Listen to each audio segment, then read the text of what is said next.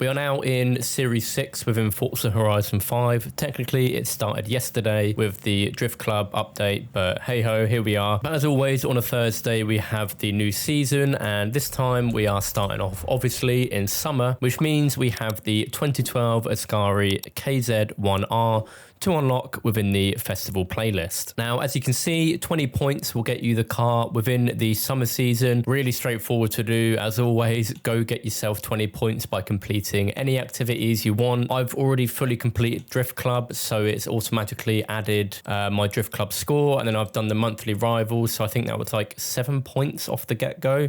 Really easy. And then I've literally just gone through and basically just gotten 20 points through the rest. This was actually a lot of fun. Big up to Shiny Odd for doing the event lab. It was really cool, you know, how people do all these kinds of like wacky creations. It had a good Hot Wheels vibe to it. So if you're looking for that, definitely do this. But anyway, as always, I'm going to be redeeming the car and then testing it out within Forza Horizon 5, seeing what it's like as stock, and then doing some upgrades to it, and then more than likely drifting at the end. So without further ado, let's jump straight into the car. So this was in Forza Horizon 4, to what I remember. I'm pretty sure it was the same model. I could be wrong. Regardless if it is the same model or not, it's also a lot of fun. It was one of my favorite cars in Horizon 4, so I'm glad it's obviously made a return in Horizon 5, which I kind of expected it would anyway. I have no idea if it does sound exactly as it's meant to, but regardless, you know, it sounds awesome, and I'm sure we'll have some engine swaps that we can chuck into this car as well. But of course, I'm going to chuck it into a race real quick as stock, see what it's like, and then we'll take it back to the festival and do some upgrades to it. Silly old me didn't do a custom race, so here we are in the rain. Again, at least it kind of tests it out a bit for rain racing, which I absolutely despise. I absolutely despise in a racing game, but that's fine. Oh, okay. Sick. I'll eventually get in front of this AI when they stop taking up the entire road. That'd be great.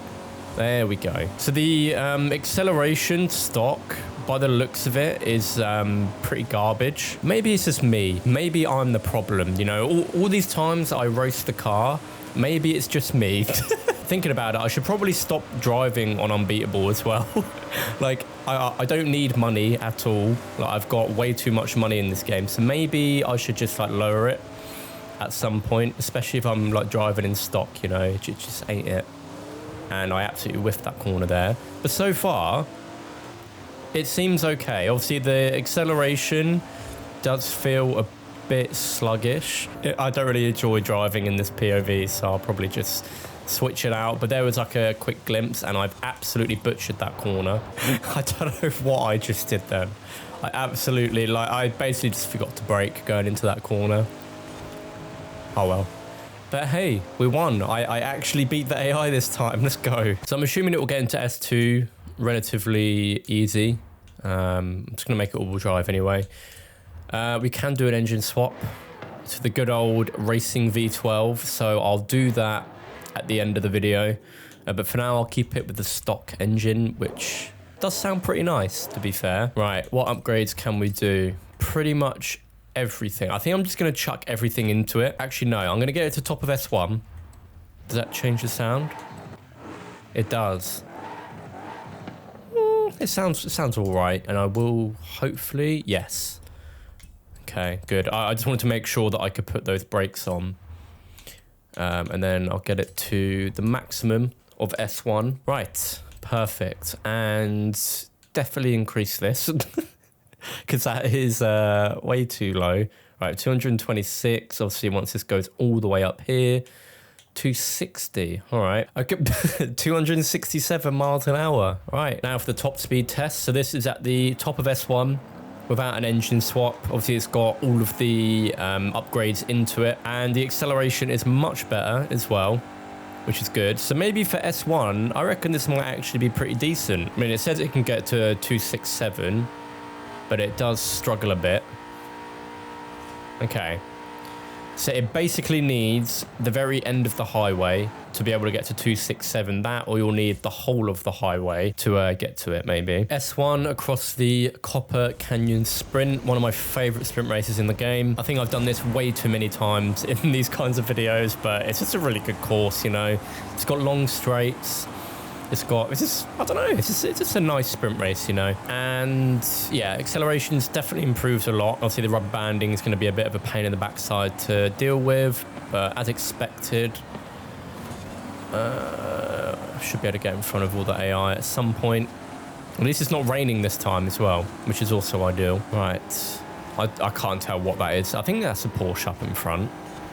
Could be wrong. The rubber banding's also kicking in for both of the cars in front of me. It's all right. Get them on the corners.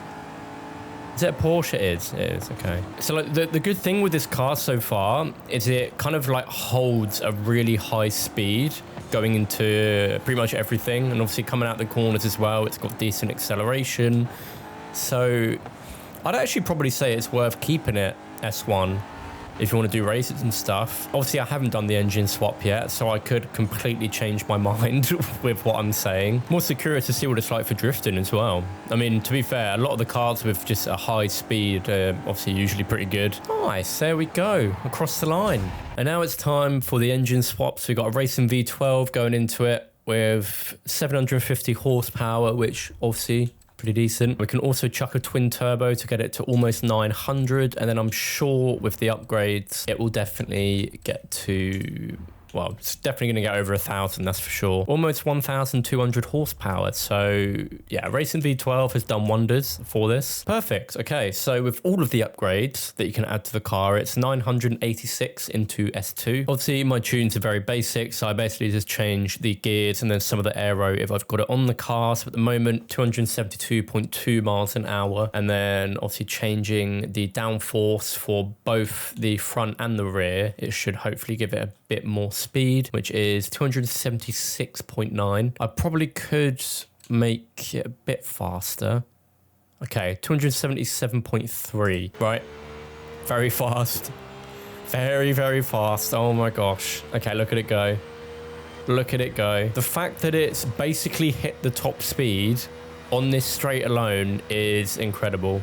275 so far. It probably will get to 277. 279 miles an hour with the Racing V12 engine swap. So for S2, another very quick car. S2 gonna have rubber band into the max with this race, but it's all good. This car is an absolute monster. Well, I mean, I say that. No, it's fine. We're gonna probably overtake most of them on that bit there. Right. Oh my god.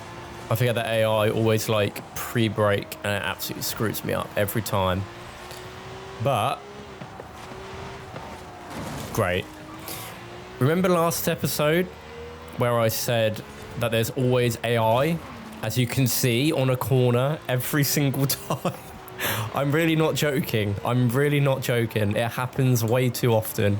I can't tell if they actually just do it on purpose. Like, obviously, the AI is just completely random of when they're going to spawn, but, like, look at it. It's just always on a corner. Like, bruh. Haha, can't catch me now. Oh, my gosh. There we go. Right, well.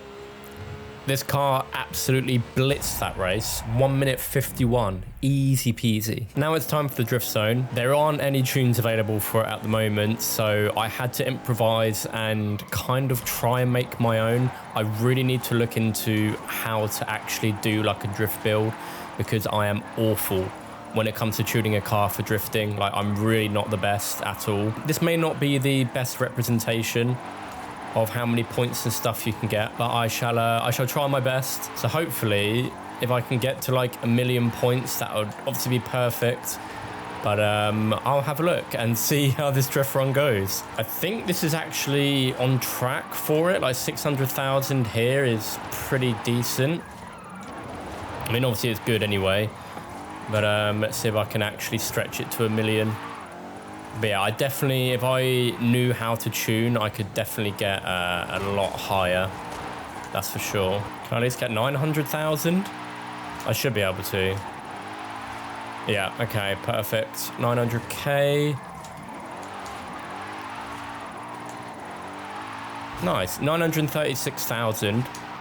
I mean, even with the engine swap, I reckon that might actually be a lot more helpful just because there's obviously a lot more horsepower. Like now there's, what, 800? So I might actually quickly go back, put the engine swap in and then give it another run and see if I can get any higher than what I just got.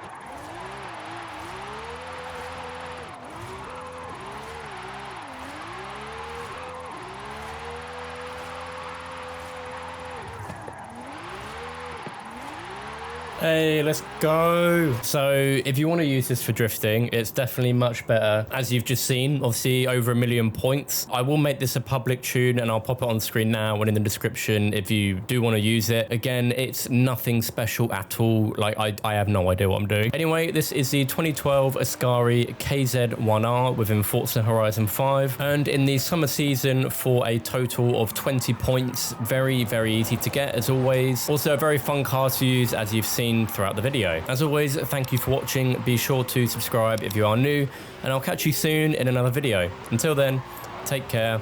Adios.